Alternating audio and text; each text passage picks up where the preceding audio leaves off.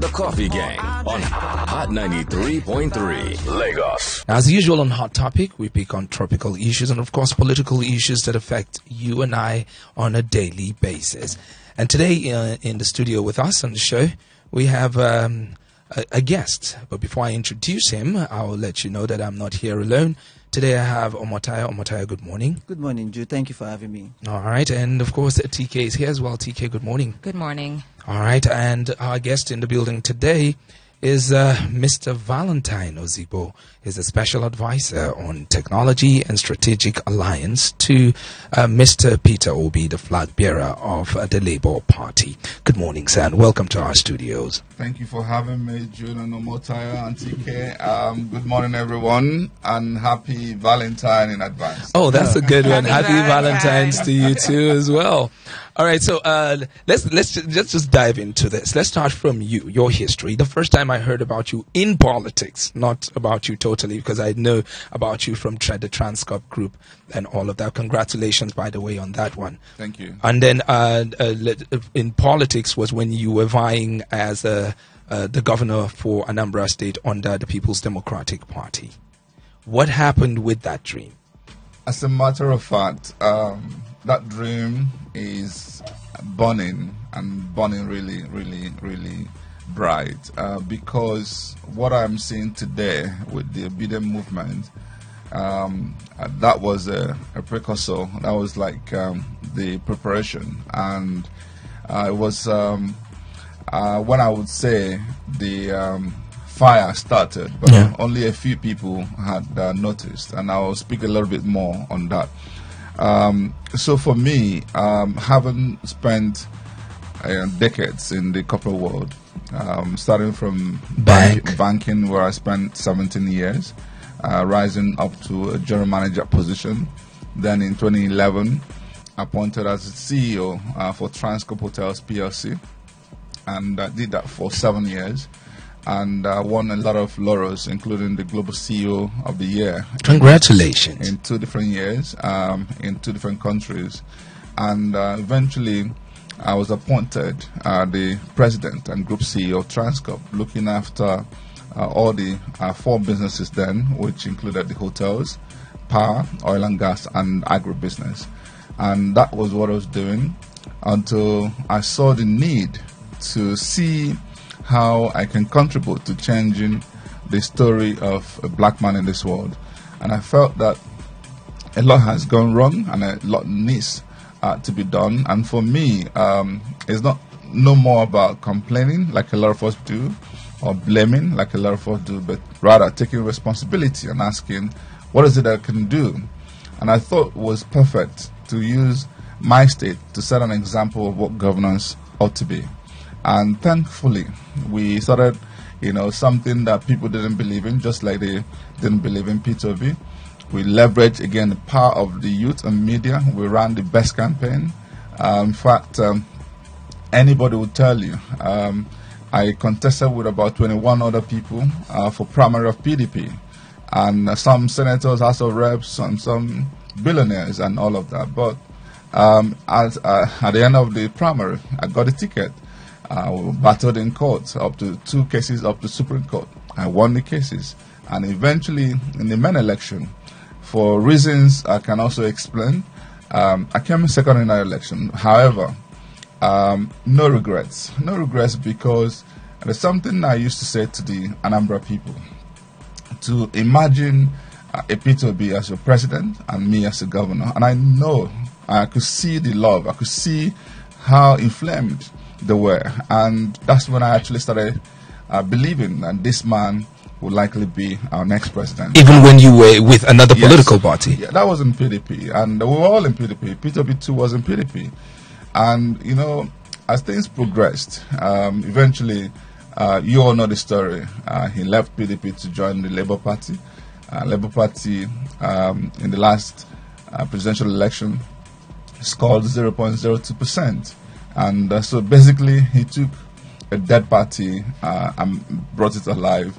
And for me, like what I was saying to the top entertainers who we met last night, that what Peter Obi has done so far is bigger than what I've seen anywhere else in the world. And I am, happy to even compare that with the Obama movement, where I can tell Peter Obi as by far more impactful.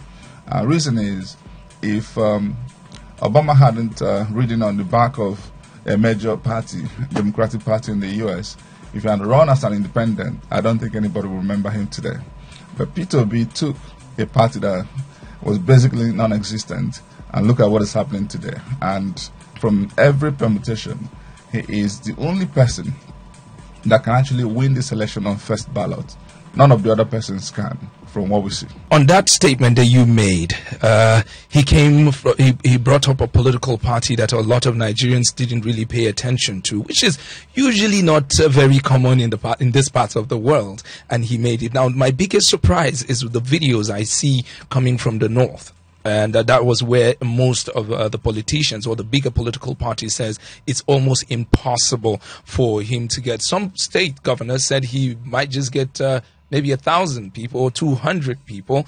And in those states, we've seen numbers. And were these numbers paid for? That's one. Secondly, how did you people do it? Let me start with the second, which is really the fundamental of this conversation. Yes. As far as I'm concerned, it's a combination of many things going on at the same time. I feel, number one, God is about to answer finally the prayers of Nigerians to have our best foot forward. Somebody who can actually begin now to change our story for good. By extension, Africa's story and black man's story in this world. This is what I see, because there's no other way to explain all that's been going on. Number two, people are tired. There is what I call the push and pull factors in politics. On one hand, people have rejected the status quo.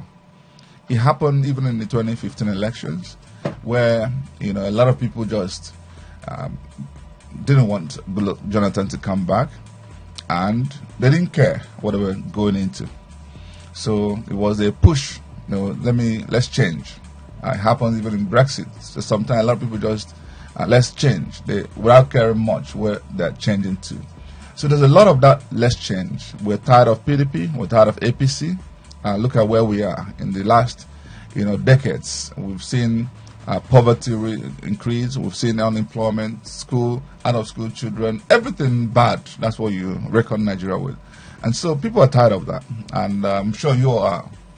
If I take a poll among all of you here, I know you're tired. No, of course, there's queue everywhere. Queue for money. Naira is gaining on the Naira. That's one part of it. Yeah. And the interesting thing, and what's different in this time, is that they're also seeing a pull factor, something that is making Peter Obi endeared in their heart and mind. They're seeing, wow, so such a human being ever existed in this country. Because the story you hear, and they're not stories, they're real situation. You can't even comprehend it. And I usually challenge people, point one other Nigerian that can come close to what Peter Obi has become in terms of who he is, in terms of character, his competence, his capacity, his compassion, and all of that. And let me just point to a few things. You are a governor. You were in control of state resources. You had all the power arrogated to you. Yet, you fly into Abuja almost alone. You carry your luggage.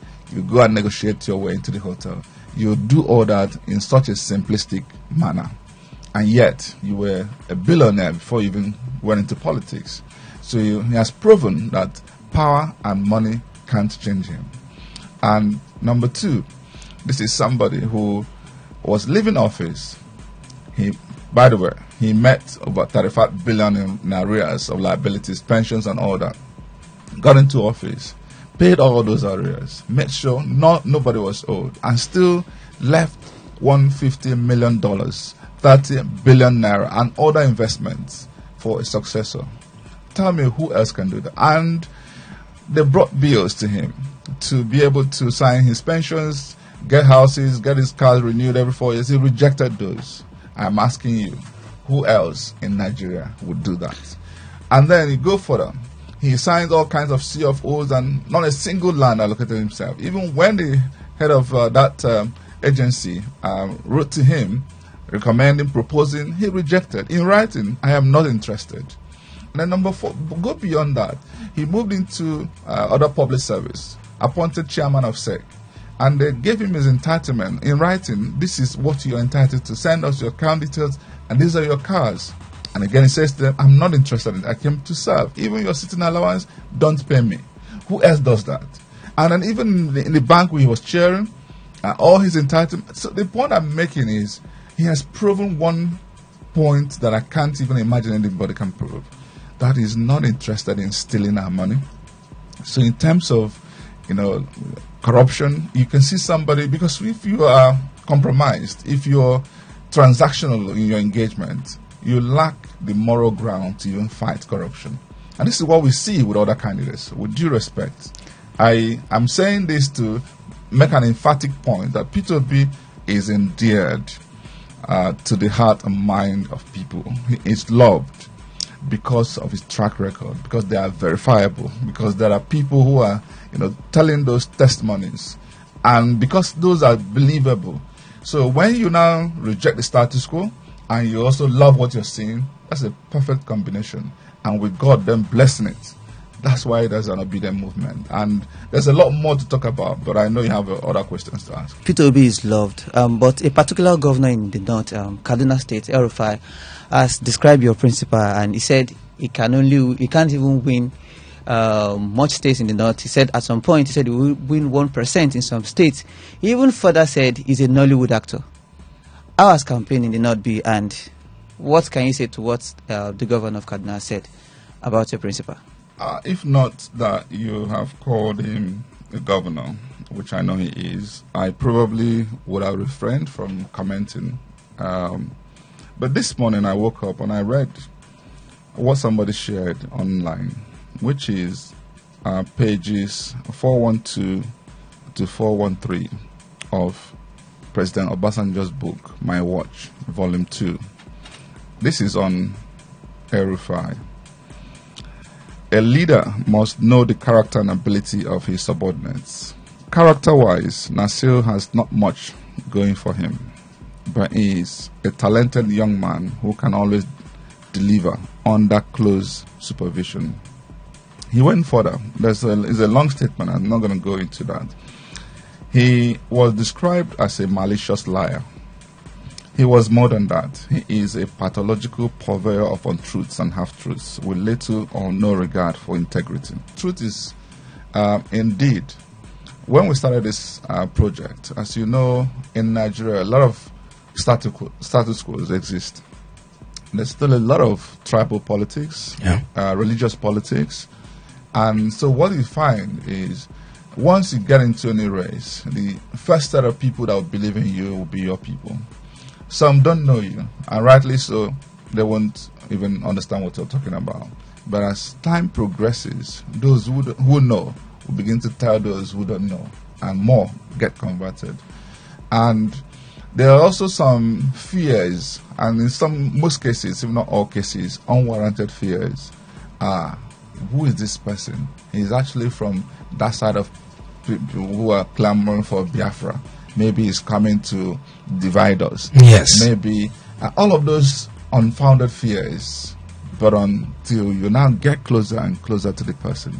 So the first set of people who believed in this are the people who know him and know his intentions. They're majorly from the southeast and south-south, and then followed by a lot of people from the southwest and in the north central. Then more lately, now northwest and northeast. So the fire is burning as Peter Obi's movement is catching fire everywhere. As at the latest polls we've seen, one came out this morning, and I am fascinated by what that poll is saying. And these are all credible, independent polls. If there are 7 polls that have come out, every single one of those polls have posited that Peter Obi is the next president. Every single one of them. But let me talk to next year's poll that actually showed, for instance, in the southwest, that Peter Obi is number 1 in Lagos, number 1 in Oyo, number 1 in Ogun State. These are the 3 biggest states in the southwest. And even number 1 in Ekiti, and number 2 in Ondo, and number 2 in Osun State. And in the northeast of Nigeria, he's also doing exceptionally well in states like Adamawa, in Taraba, and in Gombe. Borno is also catching up. And if he's able to get his 25% spread to minimum in those 4 states of northeast, that's all we need. We may not get it spread in Bauchi or any other state there. Then in the northwest, shockingly, Peter Obi is almost at 30-something% in Katsina and in Kaduna as well. So, and in Kano, the good news is that he may not have done as well, but Kano is divided across 4 other, four of us. Yeah. Labour Party has its own. NMPP is even dominating there, and PDP APC, and APC are all trailing. So with that, it is clear that we are on a solid ground in the northern part of Nigeria. I'm excited what is going on, and I actually believe that in the next couple of weeks, we may actually overrun every other party in every state in the northwest and northeast. All right. Now, I've got this question. Now, talking about, the number of people who are, voting online and doing all of that. Let's look at the fact where we see it every day on the phone, we on our radio stations, and people call us to complain about one certain thing. You read it in the newspapers as well, and people put it on social media. I don't know if there's a name for it, but I call it PVC suppression. That's what they say. They said that when they go to collect their PVCs and there's a certain kind of name from a certain kind of area, they don't get, INEC don't give them. I don't know if this got to the table of the political party, and if it did, how did you handle it? Well, I'm not speaking for the party. Yes. I'm not an official of the party. But yes, I've seen those news trending in different media. For me, it's simple. We will keep fighting the old order, the status quo. Yes, temporarily they may appear to succeed in a little aspect of it. But what is important that overwhelmingly and in the end that we succeed and victory becoming ours. And when that is done, whatever other wrongs that exist, when we get in there, we will correct those wrongs. That for me is the landing for all of what we're talking about. However, I'll also tell you, one thing I am fascinated by is that Peter Obi's project is not an Igbo project. So for those who just feel, okay, let's target where Igbos are predominant, they're wasting their time. Because even among the Yorubas, we're coming first. Even among the South-South, we're coming first. Among the people in the North Central, we're coming first. So you better target the whole Nigeria if you really want to target Peter Obi. That's what I would encourage those who are, doing the shenanigans going on. And if at all those people are doing what they are alleged to be doing, they should be warned. Nigerian youths are watching. The international community are watching. The leaders of our lands, all the ethnic nationalities where you all belong to, they're all watching. For the first time, I've seen where both the lead elders and the younger generation have come together to be on one page. For the first time, the youths of Nigeria have come together. For the first time, the diasporans have come together. For the first time. It's not a joke. Don't play with it. Don't play with fire. Allow a transparent, free process. If you are an INEC official, if you are a security agency, I am telling you that be careful how you do your job. Do the right things, because we all are eager, and we all hunger for a new and better Nigeria. That's what that's what the trend is at the moment. One of the things that has actually, made me most times shed tears is when I listen to some of our elders. Some of us used to believe that all these people of older generation, they are the reason we are where we are and all that. We blame all of them in a blanket manner. But you can actually still look in and single out people you are honestly happy to celebrate because of their legendary positioning and what they do. And I'm happy to mention a few of those names. Please go. I was about to say. I will start from President Obasanjo. Why is he so passionate about this Peter Obi's cause and writing letters to the Nigerian youth and all that? Because he knows the man. He knows him so well.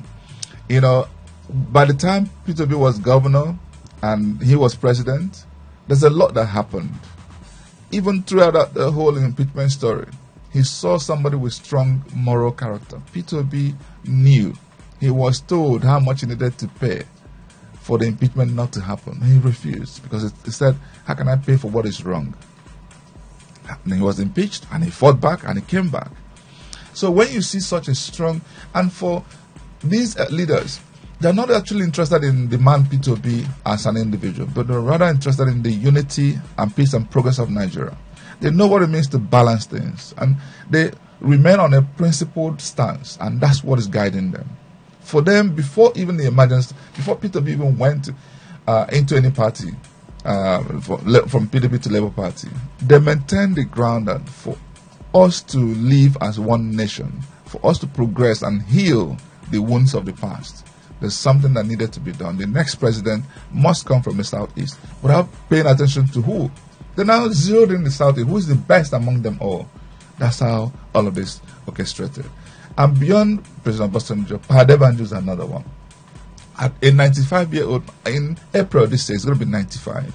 He would abandon anything, get onto the podium to campaign for a man that's not of his own tribe. Respects legends when they are alive. He is the one who said that if Peter Obi doesn't become president, Nigeria. Forget Nigeria. Yeah, he's clear about it because they've seen the past. They know it all. What they see sitting down, you can't see standing up. And they know it. How much more when the youths of Nigeria are behind the same, agenda. And then go beyond that. The former deputy governor of Lagos State, Akere Bokno. Go beyond that. In the Middle Belt, Dr. Beatrice Pogu, the president of Middle Belt Forum. Go beyond that, the legendary Chief Edwin Clark of PANDEF. And just yesterday, a Joint National Congress also endorsed Peter Obi. So all of this is happening, pointing to one fact. Even in the core North, the Northern Elders Forum, they've taken a position not to endorse anybody. But I can tell you, because of the pressure they're under, if they are allowed to endorse anybody, it will be Peter Obi, because everybody's tired. They can't go home. The same insecurity. Emirs, imams, they're all being kidnapped. So everybody's tired. All right, now talking about tiredness, we were in the news and we saw with surprise that Peter Obi's convoy was attacked in Katsina. You want to tell us a little bit about that and how that really happened and how it made your party feel? Honestly, I prefer even not to talk about this because it's just one isolated instance in all. Peter Obi has gone to troubled spots where people dare not go. And what he's receiving in the North is pure love. That's what I'd rather talk about. Yes, some shenanigans may happen. So there's some true stuff at the car. Yes, it happened. But guess what? This is not the same Katsina that we're polling 30-something%. So I would rather thank and appreciate the Nigerians, especially of northern extraction, who initially had fears. And over time, those fears evaporated. They now saw that if Nigeria must be fixed, there's only one man who can do it. Maiduguri. Were you scared going to Maiduguri? And I saw the outcome. It turned out pretty interesting. What was the experience for you, like going to Maiduguri? Yeah, I didn't go with him, yes, but he narrated the story. For him, he was advised not to go, especially the southern part of Borno. Where obviously no leader had visited in recent history, including even in Adamawa.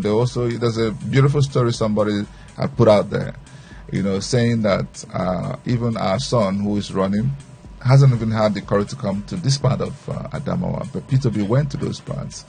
Now, the whole essence of this is to recognize that these are also still Nigerians, and Peter Obi brought to them a type of hope they've never seen, which is something he's bringing to everybody.